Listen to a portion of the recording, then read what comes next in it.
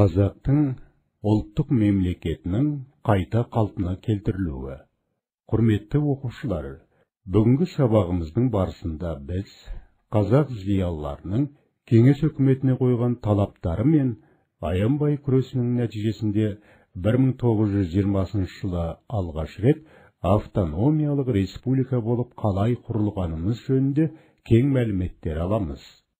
Осыған орай тақырыпты өту барысында Қазревкомның құрылуы, 1920 жылы 20 тамыздағы Қазақ АКСР-ін құру туралы декрет, Орынбордағы құрылтай съезі және Қазақ АКСР жоғарғы үкімет органдарының құрылуы тәрізді өзекті мәселелерді қарастырамыз.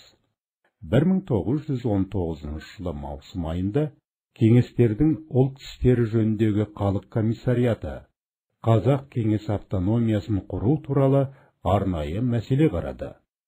Онда жаудан азат етілген аймақтарда саяси және шаруашылық жұмыстарды ұйымдастыру, сонымен қатар өлкеде кеңестердің құрылтай съезін шақыруға әзірлік жасайтын арнайы орган құру туралы шешім қабылданды. Осыған байланысты 1919 жылы 10 шілдеде РКФСР халық комиссарлар кеңесінің декреті бойынша Қырғыз-Қазақ өлкесін басқару жөніндегі революциялық комитет Қазревком құрылды. Қазревком төрағасы болып Станислав Пестковский отырса, ал құрамына Байтұрсынов, Жангелдин, Әлібеков, Арғыншиев, Авдеев тәрізді қазақ зиялылары кірген болатын. Революциялық комитеттің орталығы Орынбор қаласы болып белгіленді. Алайда Қазақ революциялық комитеті 1919 жылдың шілдесінен 1920 жылдың қазанына дейін небәрі 15 ай жұмыс істеді. Қазревкомның басқаруымен жергілікті өкімет органдары зиян шеккен темір жол қатынастарын ретке келтірді. Мәселен, азамат соғысы кезінде Орынбор-Ташкент темір жолының бойында 550 шақырым жол төсеніші, 172 көпір, 18 темір жол станциясы, ондаған депо мен шеберханалары қиратылса, соның бәрін қайта қалпына келтіру ісіне барынша араласты.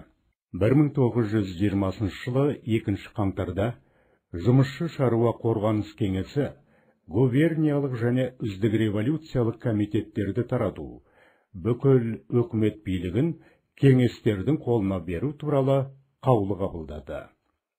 Революциялық комитеттерден кеңестерге көшу ең алдымен Орал облысында басталған еді.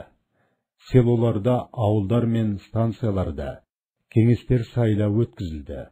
Одан кейін болыстық және уездік съездер болып, кеңестердің атқару комитеттері сайланды. Революциялық комитеттер болыстық немесе уездік аймақтағы бүкіл өкімет билігін аталмыш атқарушы органдарға берді. 1920 жылы 30 сәуірде Ресей кеңестік большевиктер партиясы орталық комитетінің ұйымдастыру бюросы Қазақстанда партия облыстық бюросын құру туралы қаулы қабылдады. Оның құрамына Пестковский, Жангелдин, Әйтиев, Мырзағалиев, Авдеев, Арғыншиев, Әлібеков кірді. РКБП Қырғыз-Қазақ облыстық бюросы құрылғаннан кейін мемлекеттік құрылысты нығайту жұмыстары одан әрі өрістеді.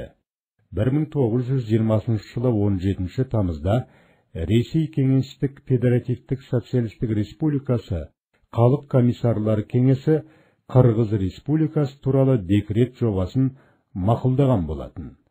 1920 жылы 26 тамызда бүкіл ресейлік атқару комитеті мен РКФСР Қалком кеңесі РКФСР құрамында Қырғыз-Қазақ автономиялық кеңестік социалистік республикасын құру туралы декрет қабылдады. Қазақ АКСР-ның құрамына Семей, Ақмола, Торғай және Орал губерниялары, Маңғыстау уезі, Закаспий облысының Краснободск уезіндегі 4-ші және 5-ші адай болыстары, Астрахан губерниясындағы Синемор болысы, Бөкей Ордасы, 1 және 2 Приморье округтарына шектес қазақтар қоныстанған бұрынғы жерлер кірді. 1920 жылғы 22 қыркүйекте бүкіл Ресейлік атқару комитетінің жаңа декреті бойынша Қаз АКСР-ның құрамына Орынбор губерниясы енгізіліп, Орынбор қаласы республиканың астанасы болып жарияланды.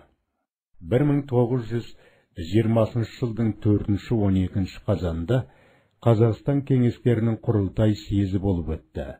Съезге Қазақстанның барлық губернияларынан 273 делегат қатысса, Алтай губерниясы қазақтарының атынан 6 делегат қатысты. Делегаттардың қатарында 128 қазақ, 127 орыс және басқа да ұлттардың 18 өкілі болды.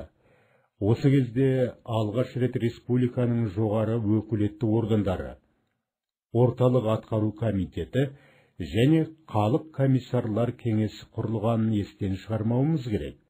Құрылтай съезінде орталық атқару комитетінің төрағасы болып Сейтқали Меңдешев, ал халық комиссарлар кеңесінің төрағасы болып Радус Зенкович сайланды.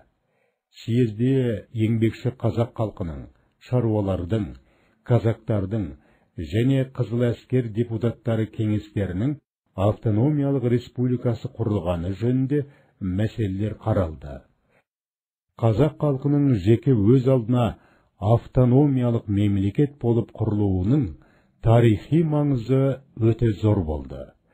Жаңадан құрылған жас республика тез аяқ алып, қазақ халқының басқа ұлттармен қатар қалыптасу үрдісі күшейді. Сондай-ақ кеңес мемлекеті құрамындағы басқа халықтармен достығы да нығая түсті.